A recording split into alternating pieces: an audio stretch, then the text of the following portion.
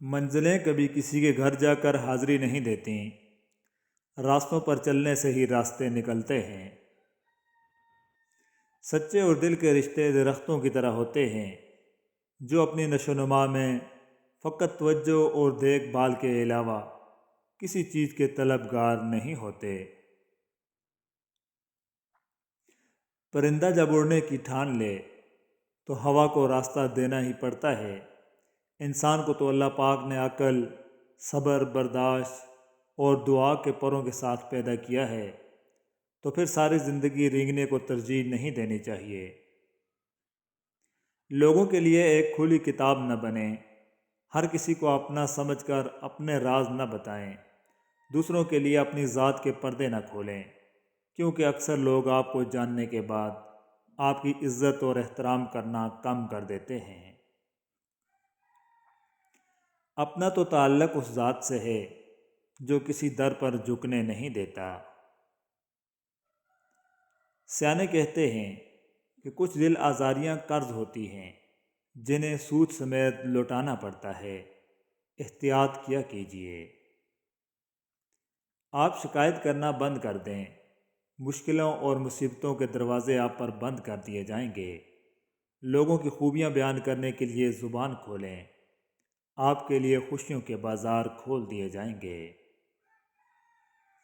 ہمیشہ خوش رہنے کا مطلب یہ نہیں کہ سب ٹھیک ہے، اس کا مطلب یہ ہے کہ آپ نے فیصلہ کر لیا کہ اپنے اللہ کے سوا اپنے دکھ کسی کو نہیں دکھانے۔ زندگی سے ضد کرنا چھوڑ دیں، کچھ صلے اس جہان کے لیے نہیں ہوتے۔ اگر سب کچھ یہیں مل جائے گا تو اگلے جہان کے لیے باقی کیا رہ جائے گا؟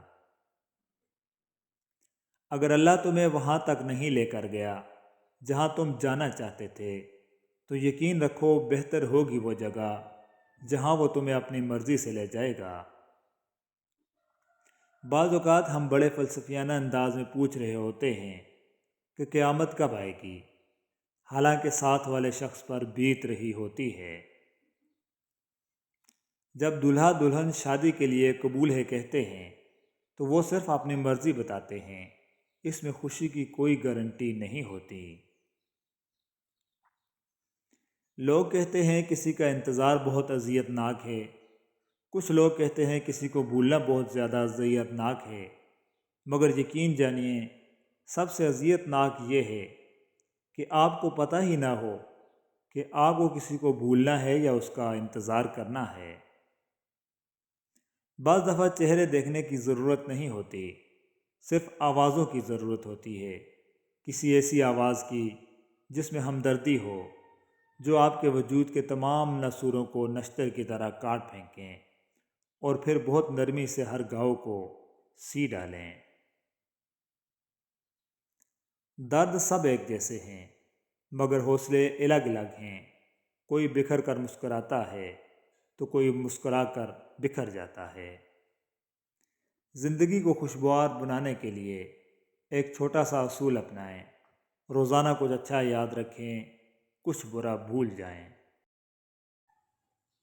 سب سے خوبصورت اور صاف زبان رویوں کی ہوتی ہے، کچھ کہنا سننا بھی نہیں پڑتا اور ساری بات سمجھ بھی آ جاتی ہے۔ لوگ ہمیشہ اپنی مرضی کے مطابق سوچتے ہیں، اسی لیے وضاحتیں دینے کا کوئی فائدہ نہیں۔ اگر کسی انسان پر گزرنے والی کیفیت اس کے دل کے بجائے اس کے ماتھے پر لکھ دی جائے تو تم جن سے حسد کرتے ہو تمہیں ان پر رحم آئے۔ انسان کو کوئی چیز اتنا نہیں بدلتی جتنا اس کے دل پر گزری ہوئی تکلیفیں اسے بدل دیتی ہیں، اور تکلیفیں بھی وہ جو اس نے تنہا جھیلی ہوتی ہیں۔ زندگی ہر جاندار کو دی جاتی ہے مگر بامقصد زندگی صرف انسان کو دی گئی ہے، اور وہ مقصد ہی اسے باقی مخلوقات سے الگ اور بہتر بناتا ہے۔ زندگی استاد سے زیادہ سخت ہوتی ہے، استاد سبق دے کر امتحان لیتا ہے، زندگی امتحان لے کر سبق دیتی ہے۔ زندگی مسلسل جدوجہد اور جستجو کا نام ہے، کیونکہ اللہ ہر پرندے کو رزق دیتا ہے مگر اس کے گھونسلے میں نہیں ڈالتا۔ نفرت، کینہ، بغض، جذبہ انتقام، حسد، لالچ، جسم پرستی سکون قلب کے دشمن ہیں۔ سکون والا انسان دوسروں کی زندگی اور خوشیوں کا احترام کرتا ہے۔ محبت کوشش یا محنت سے حاصل نہیں ہوتی، یہ عطا ہے، یہ نصیب ہے، بلکہ یہ بڑے ہی نصیب کی بات ہے۔ اشفاق احمد صاحب فرماتے ہیں، کتنا خوبصورت احساس ہے کہ ہم اللہ تعالیٰ سے اپنے دل کی بات کرتے ہیں اور وہ سب کچھ پہلے سے جانتا ہے، لیکن پھر بھی وہ ہمیں سننا چاہتا ہے۔ کیوں تیرے درد کو دیں تہمت ویرانی دل، زلزلوں میں تو بڑے شہر اجڑ جاتے ہیں۔ اپنوں کی چاہت میں ملاوٹ تھی اس قدر، تنگ آ کے دشمنوں کو منانے چلا گیا۔ اپنی حالت کا بھی احساس نہیں ہے مجھ کو، اوروں سے سنا ہے کہ پریشان ہوں میں۔ مکمل داستاں کا اختصار اتنا ہی کافی ہے، سلایا شور دنیا نے، جگایا شور محشر نے۔ یہ جب بھی دیکھا ہے تاریخ کی نظروں نے، لمحوں نے خطا کی تھی، صدیوں نے سزا پائی۔ جو قافلوں میں نہ تھے منزلوں کو جا پہنچے، کوئی سکھا دے ہمیں اس طرح سفر کرنا۔ چلتی ہی جا رہی ہے یہ عمر رواں کی ریل، ہم کو یہیں اترنا ہے، زنجیر کھینچیے۔ ادھیڑ دے کر ارادہ نہیں پہننے کا، یہ کیا کہ ایک طرف رکھ دیا ہے بن کے مجھے۔ جس انجمن میں دیکھو بیگانے رہ گئے ہیں، گنتی کے لوگ جانے پہچانے رہ گئے ہیں۔ ان کا کہنا ہے کہ پھر مر کے دکھایا جائے، کچھ لوگ تماشے میں نئے آئے ہیں۔ اپنا اچھا وقت ان لوگوں کو دیں جو آپ کے برے وقت میں آپ کا ساتھ دیں گے۔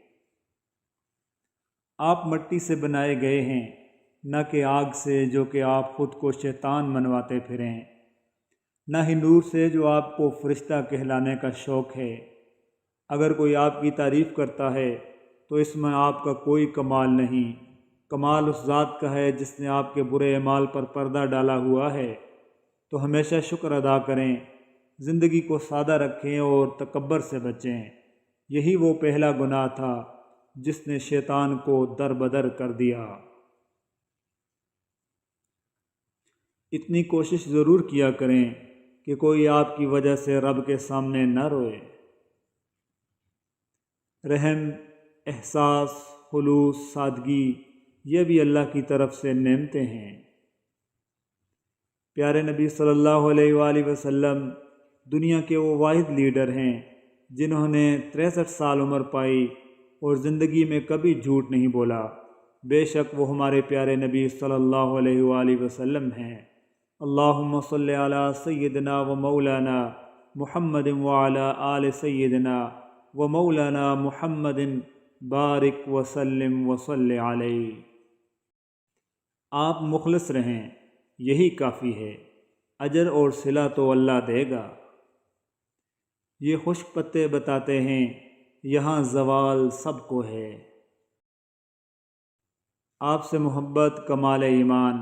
رسول صلی اللہ علیہ وآلہ وسلم نے فرمایا، تم میں سے کوئی شخص اس وقت تک کامل مومن نہیں ہو سکتا جب تک کہ اس کو اپنے والدین، اپنی اولاد اور تمام لوگوں سے زیادہ میں محبوب نہ ہو جاؤں۔ حضرت علی رضی اللہ تعالی عنہ کا قول ہے، دولت کی مستی سے اللہ کی پناہ مانگو، کیونکہ یہ وہ لمبی مستی ہے کہ جس کے نشے کو سوائے موت کے کوئی دوسری چیز نہیں اتار سکتی۔ امید اس خوشی کا نام ہے جس کے انتظار میں غم کے ایام کٹ جاتے ہیں۔ یقین رکھو اپنے رب پر، وہ تمہیں ویران کنویں سے نکال کر سلطنت کا بادشاہ بنانے پر قادر ہے۔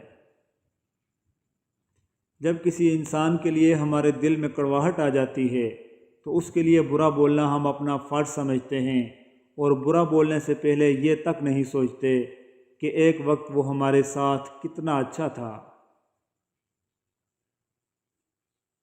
انسان پر کئی طرح کا بوجھ ہوتا ہے۔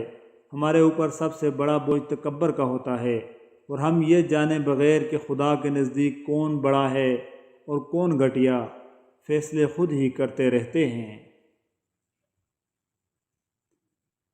ہجوم کے ساتھ غلط راہ پر چلنے سے بہتر ہے کہ ہدایت کے راستے پر تنہا چل پڑو۔